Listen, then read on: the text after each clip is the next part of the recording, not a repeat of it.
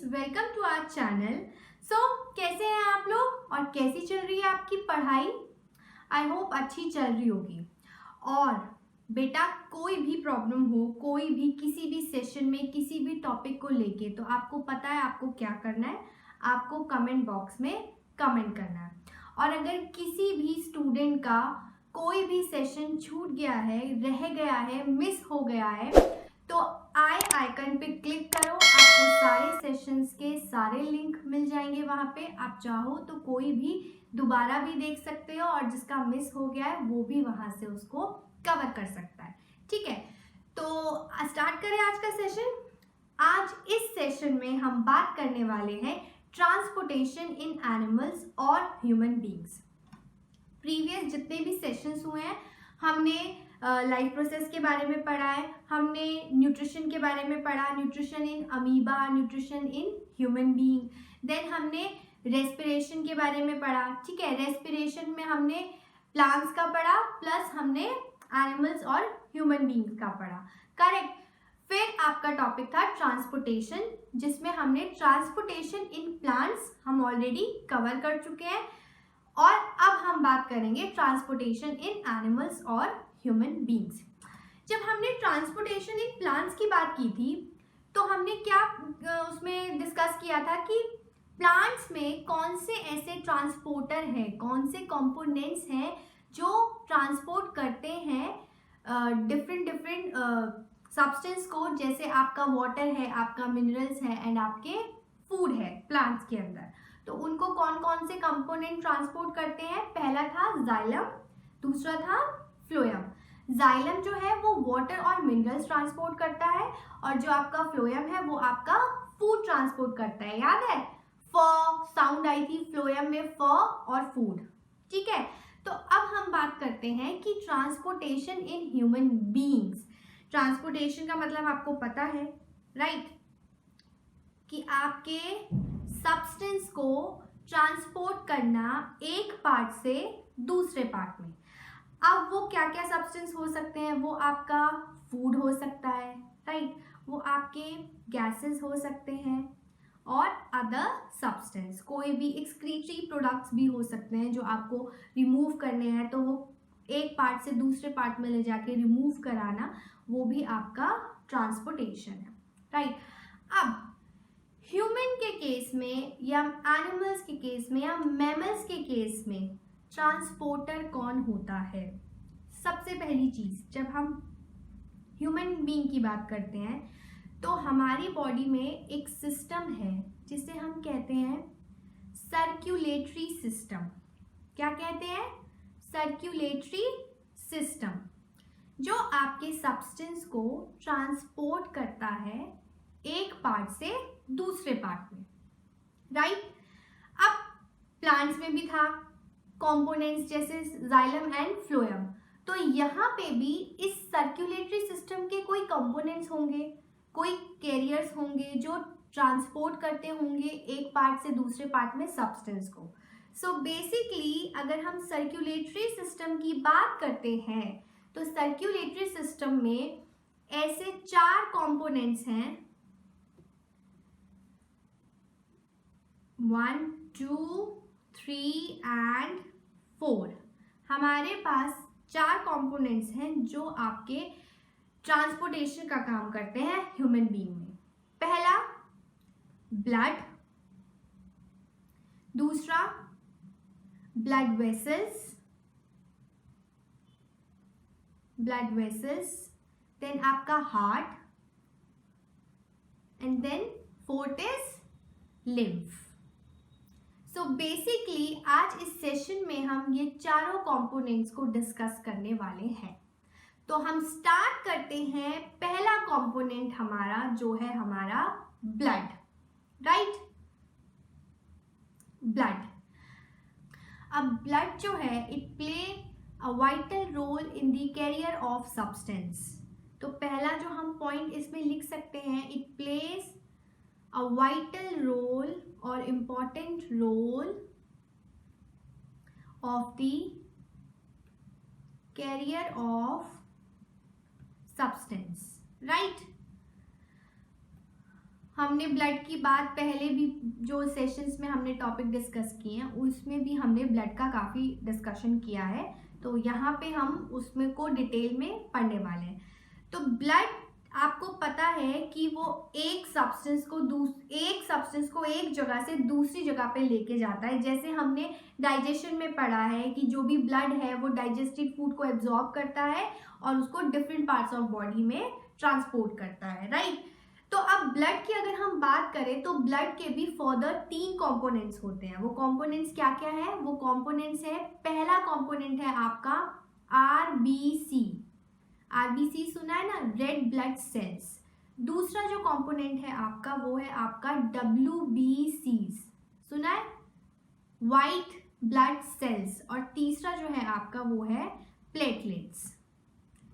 ऐसे सुना है ना कि कभी कोई बीमार हो जाता है तो फिर वो डॉक्टर जब कई बार कहते हुए आपने सुना होगा कि आपकी बॉडी में जो ब्लड प्लेटलेट्स हैं वो कम हो गए। तो ये सारे जो है ये आपके ब्लड के कंपोनेंट है। अब इन तीनों का फंक्शन क्या है एक एक करके देखते हैं। आरबीसी की अगर हम बात करें तो it transport oxygen from lungs to the other tissues of the body. जो भी ऑक्सीजन ट्रांसपोर्ट करना होता है लंग से, वो कौन ट्रांसपोर्ट करता है? वो आरबीसी ट्रांसपोर्ट करता है to the other tissue of the body. RBC आपको पता है छोटे राउंड सर्कुलर शेप के सेल्स होते हैं, रेड कलर के होते हैं और इसको हीमोग्लोबिन भी कहा जाता है। हीमोग्लोबिन क्यों कहा जाता है? क्योंकि इसमें रेड कलर का पिगमेंट होता है, ठीक है। तो इसका जो फंक्शन है वो ये है that it transport oxygen from lungs to the other tissues of the body. Next है आपका WBC, जिसको हम कहते हैं व्हाइट ब्लड सेल्स। आरबीसी के कंपैरिजन में WBC का साइज बड़ा होता है और इसका फंक्शन क्या होता है? इम्यूनिटी से रिलेटेड फंक्शन होता है। ये क्या करता है? It moves actively and protect the body against disease causing microorganisms by destroying them।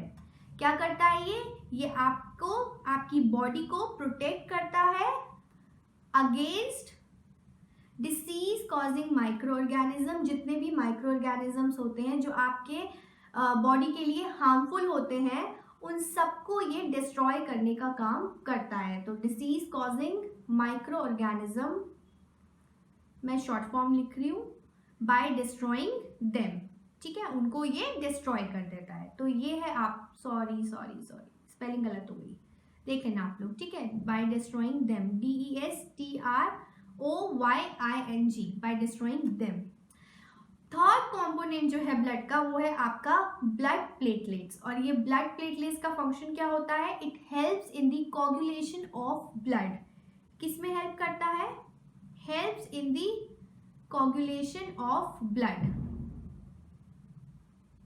देखो, जैसे कभी आपको कोई निडल लग जाए या कुछ लग जाए और आपके ब्लड आने लगता है, तो कभी नोटिस किया है कि थोड़ी देर के बाद ऑटोमेटिकली वो ब्लड रुक जाता है और एक उस पे एक सरफेस पे एकदम ब्लड की एक लेयर सी जम जाती है ना, फ्रीज हो जाता है वहाँ पे। वो क्या होता है? वो कोगुलेशन होता है, वो आपके प्लेटलेट्स करते हैं ताकि आपका ब्लड और ज़्यादा बाहर ना आए। तो बेसिकली प्लेटलेट्स क्या करते हैं? It helps in the coagulation of blood. यहाँ तक क्लियर है? पहला कंपोनेंट हमारा ब्लड था, जो हमारे ऑलमोस्ट जितने भी सब्सटेंस हमारी बॉडी में ट्रांसपोर्ट होते हैं उनको लंग्स से अदर टिश्यूज में लेके जाना, एक पार्ट से अदर पार्ट्स में लेके जाना ब्लड का काम होता है। फिर चाहे वो डाइजेस्टेड फूड हो आपका या आपकी गैसेस हो, ये सब ब्लड ट्रांसपोर्ट करता है। फर्दर ब्लड में 3 कंपोनेंट्स हैं, आरबीसीज, डब्ल्यूबीसीज एंड ब्लड प्लेटलेट्स। आरबीसीज क्या करता है? वो ऑक्सीजन को ट्रांसपोर्ट करता है लंग्स से अदर टिश्यूज में। WBCs क्या करता है? ये आपको प्रोटेक्ट करता है, आपकी बॉडी को प्रोटेक्ट करता है against disease causing micro organisms. And then platelets which helps in the coagulation of blood. Clear? चलो नेक्स्ट आपका जो कंपोनेंट है वो है आपका, स्पेस ले लेते हैं, वो है आपका ब्लड वेसल्स, राइट। तो हम नेक्स्ट कंपोनेंट लिखते हैं यहां से, ठीक है। उप्स, चलो नेक्स्ट हम स्टार्ट करते हैं। सेकेंड कंपोनेंट हमारा क्या है, हमारा था ब्लड वेसल्स।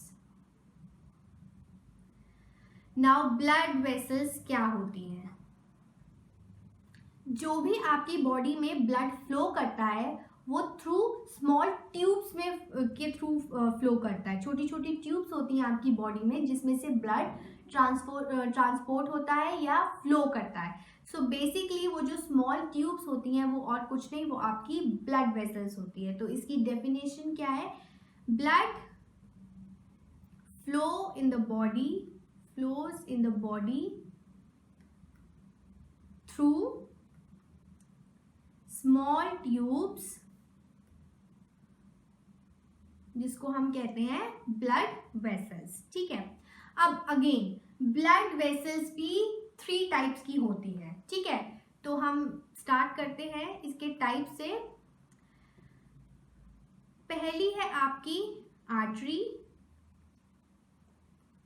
दूसरी है आपकी वेन, और एक और आपकी होती है, वो मैं लिख नहीं रही, मैं आपको बताती हूँ, एक डायग्राम में आपको बताती हूँ। देखो इस तरीके के कुछ स्ट्रक्चर होते हैं, आपको पता होना चाहिए स्ट्रक्चर भी। ये आपका हो गया, ये यहाँ से इसको वो कर लेना, रब कर लेना, ठीक है। मैं रफली डायग्राम बना रही हूँ, इस डायग्राम से आपको क्लियर हो जाएगा कि ये तीनों कैसे है, ठीक है। ये आपका एक डायग्राम है, ठीक है। ये है आपकी आर्टरीज और ये है आपकी वेन्स, ठीक है। अब जो ये कनेक्शन है इन दोनों के बीच में, ये है आपकी कैपिलरीज। तो जो थर्ड कंपोनेंट, थर्ड टाइप है ब्लड वेसल का, वो है आपका कैपिलरीज। क्लियर है? तो बेसिकली जो कैपिलरीज हैं वो आर्टरीज और वेन्स को कनेक्ट करके रखती है, उनके बीच में एक लिंक फॉर्म करके रखती है, उसको हम कैपिलरीज बोलते हैं, राइट। अब आर्टरीज और वेन्स क्या है? सबसे पहले हम आर्टरी की बात करते हैं। आर्टरीज जो हैं they carry blood away from the heart. अब अवे फ्रॉम दी हार्ट का मतलब क्या है? पहले हम दोनों की डेफिनेशन देख लेते हैं, फिर हम इन दोनों के मतलब को समझेंगे कि क्या इसमें डिफरेंस ऐसा क्यों है। वेन्स जो हैं they carry blood towards the heart, और ये बहुत बहुत इंपॉर्टेंट आपका ये डिफरेंस है, जो इनका ये पॉइंट है, क्योंकि एग्जाम में difference between arteries and veins भी आता है, आ चुका है, इसीलिए ये इंपॉर्टेंट है। तो आपको पता होना चाहिए कि आर्टरीज और वेन्स में क्या डिफरेंस है, right. So artery carry blood away from the heart. जितना भी ऑक्सीजनेटेड ब्लड हमारे हार्ट में आता है और उसको ट्रांसपोर्ट करना होता है to the other cells of the body, तो उसका काम कौन करता है? उसका काम आर्टरीज करती हैं। हार्ट से ब्लड को लेके जाना अदर सेल्स में, वो आपका आर्टरीज करती है, और ब्लड को हार्ट तक लेके आने का काम आपका वेन्स करती हैं। तो ये क्लियर हो गया डिफरेंस। जो आर्टरीज है वो कैरी करती है ब्लड को अवे फ्रॉम दी हार्ट, और जो वेन्स हैं वो कैरी करती हैं ब्लड को टुवर्ड्स दी हार्ट। क्लियर? और कैपिलरीज क्या करती है? It form a link between arteries and veins. और जो कैपिलरीज होती हैं they are the thinnest blood vessels, सबसे पतली, बहुत पतली पतली, थिनेस्ट बोला जाता है इनको, थिनेस्ट ब्लड वेसल्स होती हैं आपकी कैपिलरीज। क्लियर है? Second component blood vessel, 3 component type है इसके, arteries, veins, capillaries. Arteries carry blood away from the heart, veins carry blood towards the heart, and capillaries, they are the thinnest blood vessels and form a link between arteries and veins. Clear? Now the third component of circulatory system, which is very very important. Exam में ये question आ चुका है, इसका diagram आ चुका है। That means आपको circulatory system as such नहीं आएगा। अगेन हमने प्रीवियस सेशन में भी कुछ टॉपिक ऐसे डिस्कस किए हैं जिनके बीच में से छोटे छोटे क्वेश्चंस आते हैं। सिमिलरली ये भी एक ऐसा टॉपिक है कि आपको पूरा सर्कुलेटरी सिस्टम नहीं आएगा, लेकिन आपको इनके बीच बीच में से बहुत सारे क्वेश्चंस आ सकते हैं। जैसे अभी एक मैंने आपको बताया, difference between arteries and veins, difference between RBCs, डब्ल्यूसीज एंड प्लेटलेट्स। अब जो थर्ड कंपोनेंट है वो अपने आप में एक 5 मार्क का क्वेश्चन है, तो एकदम ध्यान से इसको समझना, और कोई भी डाउट होगा तो कमेंट बॉक्स में कमेंट करके उसको पूछना जरूर, ठीक है। तो हम स्क्रॉल डाउन कर लेते हैं और हम स्पेस ले लेते हैं पूरा हार्ट के लिए, है ना। उससे पहले मुझे लगता है कि डायग्राम भी होना चाहिए, है ना। तो डायग्राम, यस, मैंने डायग्राम ऑलरेडी इसमें करके रखा हुआ था। ये डायग्राम है आपका हार्ट का, तो थोड़ा सा डायग्राम भी एक्सप्लेन कर दूं मैं पहले। देखो, डायग्राम को अगर हम देखें तो ये आपके हार्ट में 4 चैम्बर होते हैं। आपको पता है 4 चैम्बर हार्ट होता है मैमल्स का। ये रहा 1, ये रहा 2, ये रहा 3 और ये रहा 4। ये 4 चैम्बर है। स्टार्ट करते हैं हम थोड़े से इसके इंट्रोडक्शन से, और उसके बाद मैं आपको इसकी लेबलिंग भी बता दूंगी कि क्या लेबलिंग है। तो हम हार्ट से स्टार्ट करते हैं। पहली चीज, जब हम हार्ट की बात करते हैं तो it is a pumping machine. क्या है? पंपिंग मशीन है।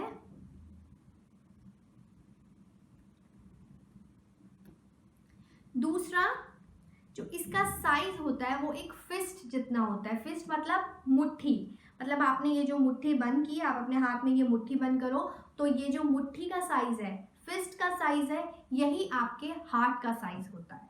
तो मतलब इसका जो साइज है, size of a heart of a fist, ठीक है।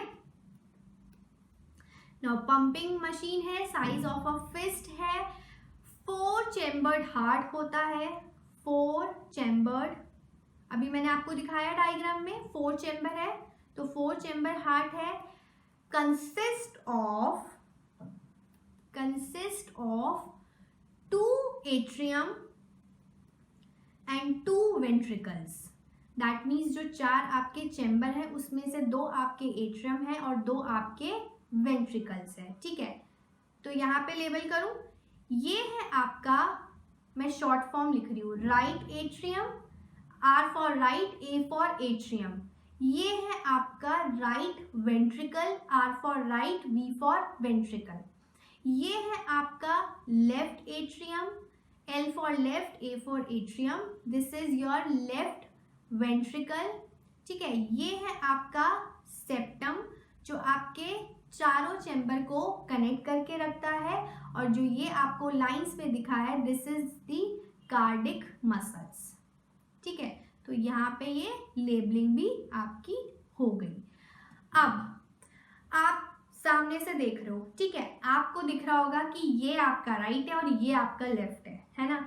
लेकिन जब हम ह्यूमन एनाटॉमी की बात करते हैं, तो जैसे मैं बैठी हूँ आपके सामने, ये राइट है, ये लेफ्ट है, तो हम ऐसे ही कंसिडर करते हैं। आप अपने आप को कंसिडर करो, आप बैठे हुए हो तो आपका राइट ये है, लेफ्ट ये है ना। तो हम जब सामने देखते हैं कोई भी डायग्राम ह्यूमन एनाटॉमी का, तो ये हमारा राइट है, ये हमारा लेफ्ट है। That means right atrium, right ventricle, left atrium, left ventricle. Clear है 4 चैम्बर वाला? चलो, 4 चैम्बर है, 2 एट्रियम है, 2 वेंट्रिकल है, ठीक है।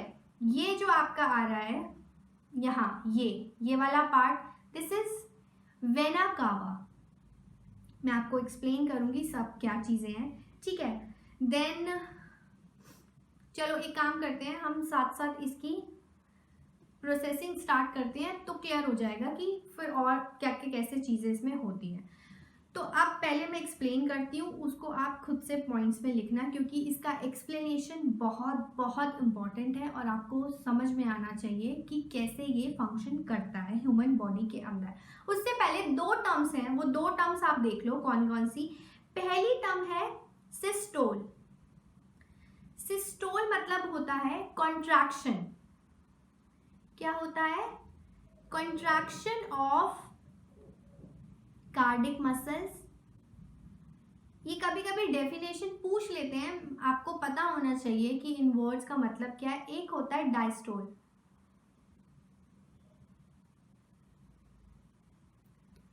Which is relaxation of cardiac muscles. तो ये दोनों टर्म लिख लो आप, ठीक है। अब हम चलते हैं इसकी प्रोसेस पे। अब बहुत ध्यान से देखना, फिगर पे मेरा एरो है, साथ साथ मैं आपको एक्सप्लेन करते हुए जा रही हूँ, पर लिखेंगे अभी आप खुद। सिंपल लैंग्वेज में लिखना है, कोई डिफिकल्ट नहीं होगा ये लिखने के लिए। एक बार अगर आप प्रोसेस समझ गए तो इजी हो जाएगा। नाउ आपको वेन्स और आर्टरीज में डिफरेंस पता है, राइट? वेन्स कैरी करके ब्लड टुवर्ड्स द हार्ट लेकर आती हैं और आर्टरीज वापस लेकर जाती है, राइट? अब देखो, वेना कावा जो होती है वो आपकी बहुत सारी वेन्स मिली और एक वेन बनाया, ठीक है, उसको बोलते हैं वेना कावा। तो बेसिकली वेना कावा जो है वो हमारी एक बड़ी वेन है, ठीक है, जो सारी वेन्स को कलेक्ट करके एक पॉइंट पर जहां पर आई वो आपका वेना कावा। तो वेना कावा से मैं दूसरा कलर ले लेती हूँ ताकि आपको इजी हो जाएगा इसको समझने के लिए, ठीक है। वेना कावा से डीऑक्सीजनेटेड ब्लड आया। डीऑक्सीजनेटेड, रिमेंबर, मतलब CO2 वाला डीऑक्सीजनेटेड ब्लड वो हार्ट की तरफ लेकर आया। और जैसे ही हार्ट में लेकर आया तो जो फर्स्ट वो एंटर करता है वो एंटर करता है राइट एट्रियम में। किस में एंटर करता है? राइट एट्रियम में। तो राइट एट्रियम में यहाँ पे डीऑक्सीजनेटेड ब्लड आया, ठीक है।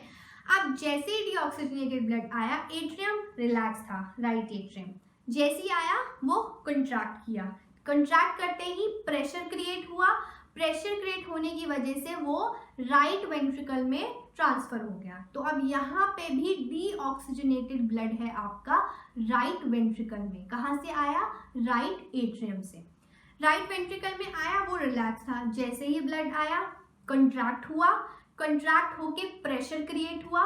प्रेशर क्रिएट होने पर उसने वो डीऑक्सीजनेटेड ब्लड ट्रांसफर कर दिया लंग्स को। और आपको पता है कि जो हार्ट से ब्लड को लेके जाता है वो क्या होती है? वो आर्टरीज होती है। तो जो ये वाली आर्टरी है उसको हम बोलते हैं, इस आर्टरी को पल्मोनरी आर्टरी। ये एक ऐसी आर्टरी है, एक्सेप्शन केस है ये एक ऐसी आर्टरी है जो डीऑक्सीजनेटेड ब्लड कैरी करती है, ठीक है। चलो, अब यहाँ से राइट वेंट्रिकल से ब्लड आपके लंग्स में गया। ये है आपका इधर लंग्स, ठीक है। अब लंग्स से वहां पे ऑक्सीजनेशन हुआ ब्लड का, और ऑक्सीजनेटेड ब्लड आपका आया लेफ्ट एट्रियम में। और लेके कौन आता है? लेके आती है वेन्स। तो उस वेन को बोलते हैं पल्मोनरी वेन्स।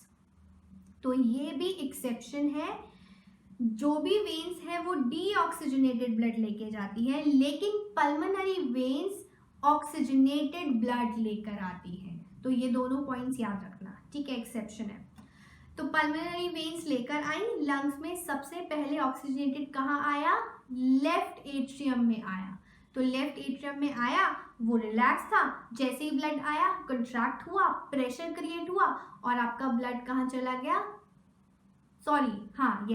आपका ब्लड कहाँ चला गया? लेफ्ट वेंट्रिकल में। ऑक्सीजनेटेड ब्लड, यहाँ ऑक्सीजनेटेड ब्लड आया, यहाँ ऑक्सीजनेटेड ब्लड आया। क्लियर? यहाँ तक क्लियर है? Left ventricle, again left ventricle relax था, कंट्रैक्ट हुआ, प्रेशर क्रिएट हुआ, और यहाँ से वो इस के थ्रू आपके different parts of the body में गया। इसको क्या बोलते हैं? इसको बोलते हैं एओर्टा। बहुत सारी आर्टरीज मिलके जो एक एओर्टा बनाती है, आर्टरी है, ठीक है। जैसे वेन्स के लिए वेना कावा था, ऐसे ही आर्टरीज के लिए एओर्टा। तो एओर्टा क्या करती है, ऑक्सीजनेटेड ब्लड को different tissue, different cells of the body में लेके जाती है। सो बेसिकली ये कंप्लीट प्रोसेस है आपके हार्ट का, जो फंक्शन जिस तरीके से वो करता है। तो अब एक काम करते हैं, फ्लो चार्ट के अकॉर्डिंगली हम इसको एक बार रिवाइज कर लेते हैं तो क्लियर हो जाएगा, ठीक है। मैं करती हूँ ये, आपको थोड़ा सा स्पेस ले लेते हैं हम, तो फिर आपका हो जाएगा कि मैं आपको पॉइंट्स बता देती हूँ। थोड़ा सा ऊपर करते हैं इसको, बस यहीं तक, ठीक है। आपको ये सब दिख रहा है। अब हम स्टार्ट करते हैं हमारा फ्लो चार्ट, ठीक है। हमारे पास डीऑक्सीजनेटेड ब्लड है, ठीक है। ये हमारे पास डीऑक्सीजनेटेड ब्लड था, डीऑक्सीजनेटेड ब्लड जिसको हम CO2 से भी रिप्रेजेंट कर सकते हैं। डीऑक्सीजनेटेड ब्लड वेना कावा के थ्रू सबसे पहले गया राइट एट्रियम में। कहाँ गया? राइट एट्रियम में। अब राइट एट्रियम रिलैक्स था, क्लियर। उससे फिर वो गया, सबसे पहले राइट एट्रियम आपका कंट्रैक्ट हुआ, तो हम ये भी अलग अलग पॉइंट पे लिख देते हैं। कंट्रैक्शन हुआ, कंट्रैक्शन होते ही आपका जो डीऑक्सीजनेटेड ब्लड था वो आपके राइट वेंट्रिकल में गया, ठीक है। नेक्स्ट हो गया आपका राइट वेंट्रिकल। अब राइट वेंट्रिकल रिलैक्स था पहले, ठीक है। उसके बाद ब्लड गया, राइट वेंट्रिकल कंट्रैक्ट हुआ, यहाँ पे हम कंट्रैक्ट डाल देते हैं। राइट वेंट्रिकल से आपका ब्लड गया लंग्स में। लंग्स में कौन सा ब्लड था आपका? डीऑक्सीजनेटेड ब्लड, में CO2 लिख रही हूं। वहां से ऑक्सीजनेटेड ब्लड आया, ऑक्सीजनेटेड ब्लड, ठीक है। और ऑक्सीजनेटेड ब्लड किस में गया? ऑक्सीजनेटेड ब्लड आपका लेफ्ट एट्रियम में गया। कौन लेकर आया? Pulmonary vein. अब लेफ्ट एट्रियम भी रिलैक्स थी। जैसे ही ब्लड आया, आपकी लेफ्ट एट्रियम जो है वो कंट्रैक्ट, उसने कंट्रैक्शन किया, कंट्रैक्ट हुई। देन आपका ब्लड गया लेफ्ट वेंट्रिकल में, लेफ्ट वेंट्रिकल, ठीक है। यहां पे ये रिलैक्स थी।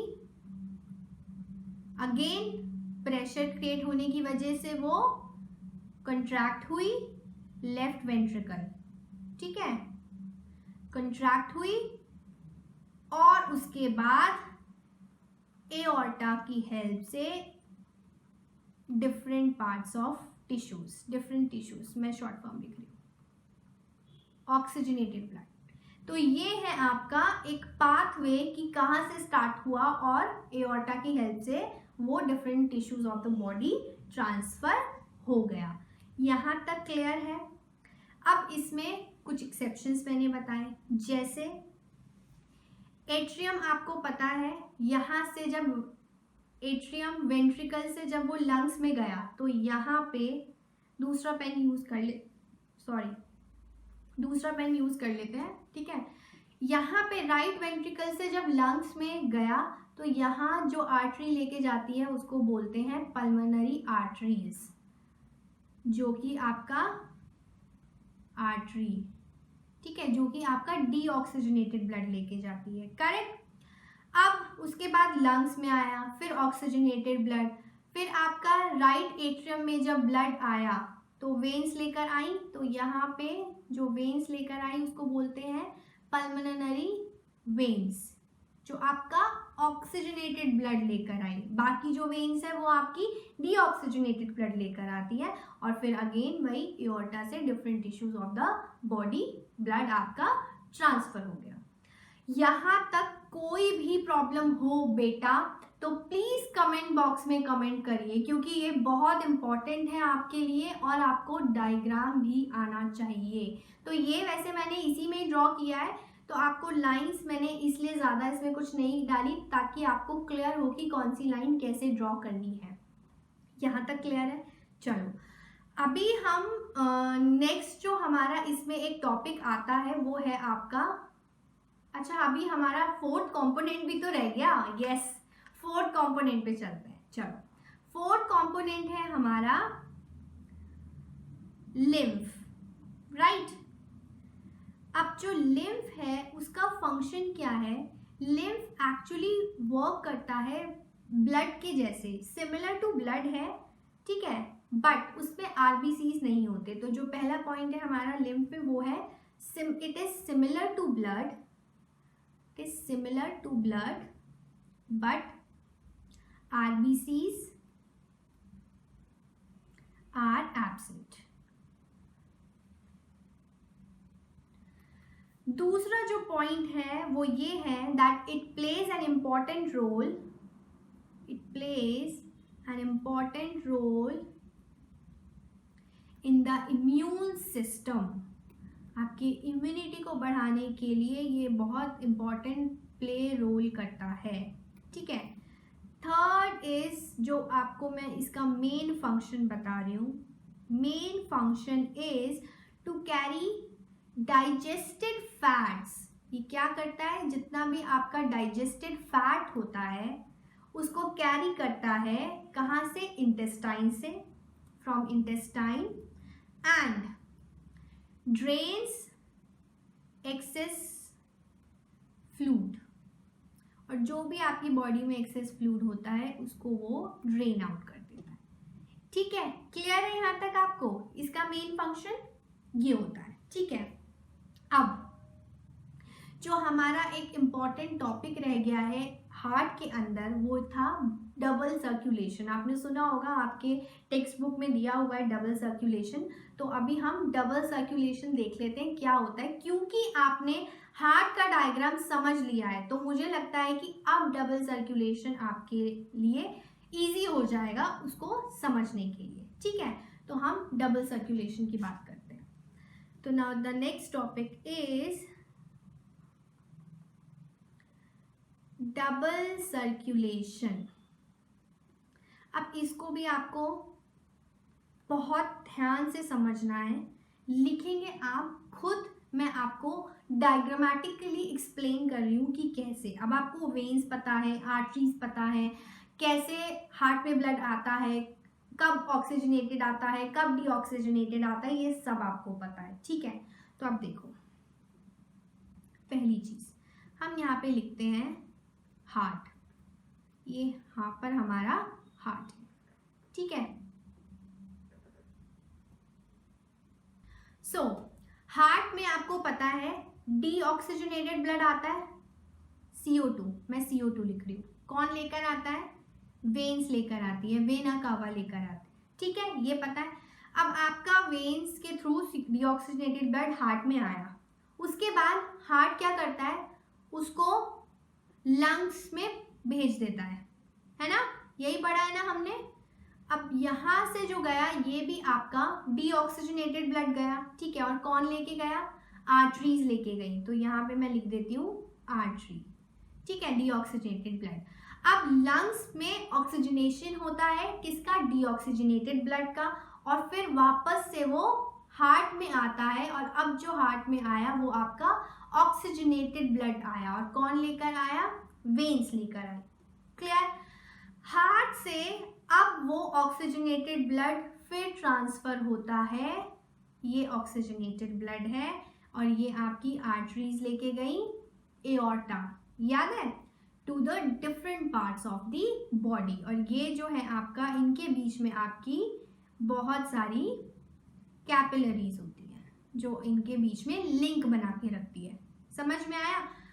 डीऑक्सीजनेटेड ब्लड हार्ट में लेकर आई, डीऑक्सीजनेटेड ब्लड वेन्स लेकर आई, हार्ट ने उस डीऑक्सीजनेटेड ब्लड को आर्टरीज के थ्रू लंग्स में भेजा, लंग्स में वहां ऑक्सीजनेशन हुआ, ऑक्सीजनेशन होने के बाद ऑक्सीजनेटेड ब्लड वापस से हार्ट के पास आया, और हार्ट ने फिर उसको, उस ऑक्सीजनेटेड ब्लड को different parts of the body में ट्रांसपोर्ट कर दिया।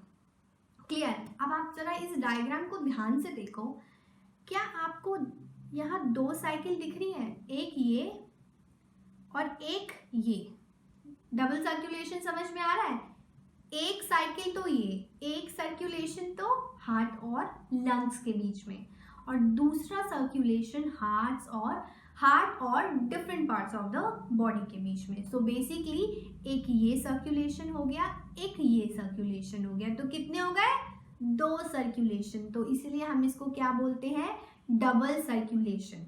अब जो ये पहला वाला सर्कुलेशन है इसको हम बोलते हैं पल्मोनरी सर्कुलेशन। यहाँ पे क्या होता है? यहाँ पे आपका ऑक्सीजनेशन ऑफ डीऑक्सीजनेटेड ब्लड होता है। यही तो किया हमने, ऑक्सीजनेशन ही तो किया। किसका किया? डीऑक्सीजनेटेड ब्लड का, डीऑक्सीजनेटेड ब्लड। क्लियर? जो आपकी दूसरी साइकिल है, दूसरा सर्कुलेशन है, उसको बोलते हैं systematic circulation. Spelling systematic, systematic circulation, right? अब इसमें क्या हुआ? इसमें हुआ supply of oxygenated blood, supply of oxygenated blood to all body organs, है ना? यही तो हमने पढ़ा है, to all body organs. So basically ये दोनों आपके सर्कुलेशन है। क्योंकि 2 सर्कुलेशन है इसलिए इसको क्या बोला?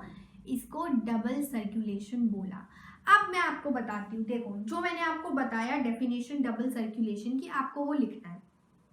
प्लस अगर एग्जाम में आता है क्वेश्चन, तो अगर आप ये वाला डायग्राम सिंपल, जैसे मैंने जितनी सिंप्लिसिटी के साथ इसको बनाया है उतनी सिंप्लिसिटी के साथ आपको एग्जैक्टली ये बनाना है एग्जाम में, तो एग्जामिनर को समझ में आ जाएगा कि आपको पता है कॉन्सेप्ट कि किस तरीके से आया और किस तरीके से वापस दूसरा सर्कुलेशन हुआ।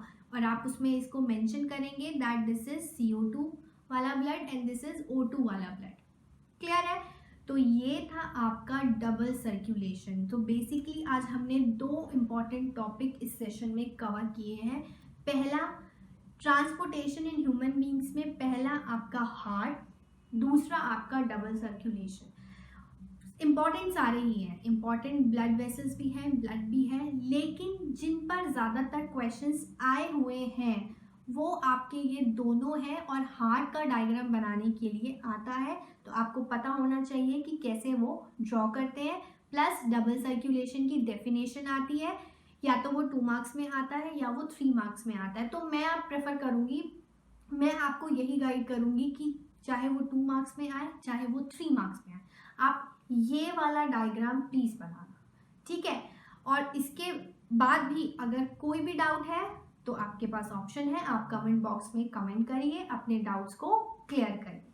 सो आज इस सेशन को हम यही ख़त्म करते हैं। नेक्स्ट सेशन में हम नेक्स्ट टॉपिक डिस्कस करेंगे। Till then keep revising, stay safe, stay home. Thank you.